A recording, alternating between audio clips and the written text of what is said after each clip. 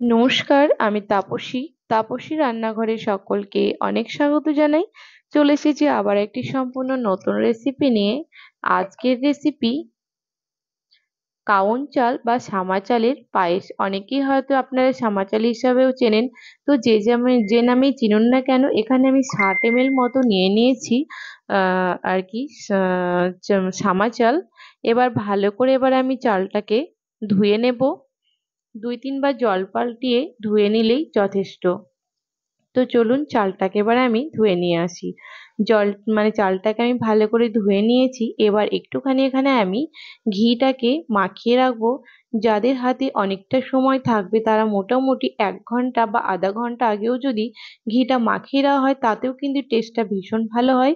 যাই হোক, আমার হাতে অতটা সময় ছিল না, আমি মিনিট 15 আগে এই চালটাকে ঘি দিয়ে ভালো করে মাখিয়ে রেখেছিলাম। তো ভালো করে দেখুন এখানে মাখা হয়ে গেছে। এবার একটা পাত্র দিয়ে আমি ঢাকা দিয়ে রেখে দেব। চলুন এদিকে এবার দুধটাকে নিয়ে নিই। এখানে একটা ননস্টিকের পাত্র বসিয়ে দিয়েছি, এর মধ্যে এবার আমি নিয়ে নেব লিকুইড দুধ। দুধটা আগে থেকে গরম ছিল, তবে আপনারা এই প্রথমে ঠান্ডা দুধও নিতে পারেন, কোনো অসুবিধে নেই, মানে নর্মাল দুধ নিতে পারেন, কোনো অসুবিধে নেই। তো যাই হোক, দেখুন এখানে আমি 700 ml মতো নিয়ে নিয়েছি দুধ। দুধটাকে এবার আঁচটা বাড়িয়ে দিয়েছি, আর এখানে দুধটাকে আমি ফুটতে দেব। তো সামনে আমাদের নববর্ষে আসছে। অনেকের বাড়িতে নিয়ম থাকে প্রথম দিন পায়েস খেতে হয়। তো আপনারা চাইলেই কিন্তু এইরকম সামা চাল বলুন বা এখানে কাউন চালের পায়েস করতে পারেন। আমরা তো চালের পায়েস খেয়েই থাকি, তবে এই সামা চালের পায়েস একবার আপনারা যারা এখনো খাননি একবার বানিয়ে দেখবেন। অসম্ভব ভালো লাগে খেতে আর ভীষণ সুস্বাদু হয়। একবার আপনারা অবশ্যই বানিয়ে দেখবেন। বেশ কিছুক্ষণ ধরে দুধটাকে আমি এখানে ফুটিয়ে ফুটিয়ে জাল করে নিয়েছিলাম। তারপরে এবার আমি এখানে দিয়ে দিলাম কাউন চালটা। চালটা দেওয়ার সাথে সাথে ভালো করে নাড়াচাড়া করে নিতে হবে, নয়তো কিন্তু ভেতরে দলা দলা পেকে যায়। যাই হোক, যে চালই হোক না কেন, দিয়ে দেওয়ার পর একটুখানি নাড়াচাড়া করে নিতে হয়। দেখুন এবার ভালো করে এখানে আমি নাড়াচাড়া করছি, আর পায়েসটা কিন্তু মাঝে মাঝেই 2-4 মিনিট পর পর নাড়াচাড়া করে নিতে হবে, নয়তো কিন্তু নিচে লেগে যেতে পারে। তো দেখুন এখানে ভালো করে আমি এখানে চালটাকে নাড়াচাড়া করে নিচ্ছি। আর ফুটে গেছে, আঁচটা জোরে দেওয়া ছিল। এবার মোটামুটি আমি লো টু মিডিয়ামে দিয়ে দেব।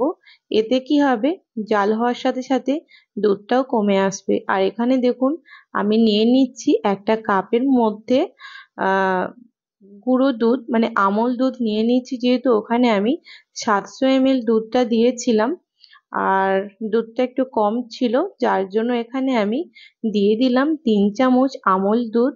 এবার আমি উষ্ণ গরম জল দিচ্ছি। এবার তারপরে এখানে যে দুধটা নিয়েছি সেটাকে ভালো করে চামচ দিয়ে এখানে গলিয়ে নেব। আর এতে কিন্তু টেস্টটা অসম্ভব ভালো হয়। একটুখানি আমল দুধ দিলে কিন্তু পায়েসের টেস্ট আরো দ্বিগুণ হয়ে যায়। তবে চাইলে কিন্তু আপনারা কনডেন্স মিল্কও দিতে পারেন, সেক্ষেত্রে কিন্তু অতটা চিনি দেওয়ার প্রয়োজন পড়ে না। কারণ কনডেন্স মিল্ক দিলেও কিন্তু একটা আলাদা ধরনের টেস্টি হয়ে যায়।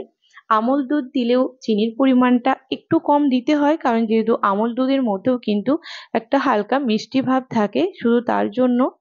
দেখুন এইদিকে কিন্তু চালটা একেবারে সেদ্ধ হয়ে গেছে সুন্দর করে। দেখুন আর এখানে কতটা কমে এসেছে। আর যেহেতু এখানে চালটা সেদ্ধ হয়ে এসেছে, এবার যে দুধটা আমি বানিয়ে রেখেছিলাম, মানে আমল দুধটা লিকুইড করে রেখেছিলাম, দেখুন সেটা এবার এখানে দিয়ে দিচ্ছি। এতে অসম্ভব ভালো টেস্ট হয়। একবার আপনারা এইরকম ভাবে অবশ্যই কাউন চালের পায়েসটা বানিয়ে দেখবেন, খেতে কিন্তু ভীষণ ভালো লাগে। আমরা শীতের সময়তেই, মানে ঠান্ডার মরশুমে বেশিরভাগই এই মিষ্টি জাতীয় খাবার পিঠে পুলিগুলো খেয়েই থাকি, কিন্তু পায়েসটা তো আমরা সারা বছর খেয়েই থাকি বলুন। আর এই নববর্ষের নতুন দিনে একটুখানি পায়েস সবারই খাওয়াটা আমার মনে হয় বেশ ভালো একটা ব্যাপার। তো অনেকের বাড়িতে নিয়মও থাকে যে পায়েসটা রান্না করতেই হয়, এটাকে শুভ বলেই আমরা জানি। দেখুন এখানে কিন্তু সুন্দরভাবে একদম সেদ্ধ হয়ে গেছে। এবার দেখুন এখানে মিষ্টির জন্য আমি দিয়ে দিলাম 1/3 কাপ চিনি, এতেই কিন্তু খুব মানে খুবই একদম মিষ্টি হয়ে যাবে না, একদম পারফেক্ট মিষ্টিটাই হবে। তো এতেই কিন্তু আর বেশি দিলেও কিন্তু বেশি মিষ্টি হয়ে যাবে। তবে যারা একটু বেশি পায়েস মিষ্টি খেতে ভালোবাসেন সেক্ষেত্রে কিন্তু আপনারা চিনির পরিমাণটা বাড়িয়ে দিতে পারেন। দেখুন এবার এখানে আমি নিয়ে নিচ্ছি কিছুটা কিশমিশ।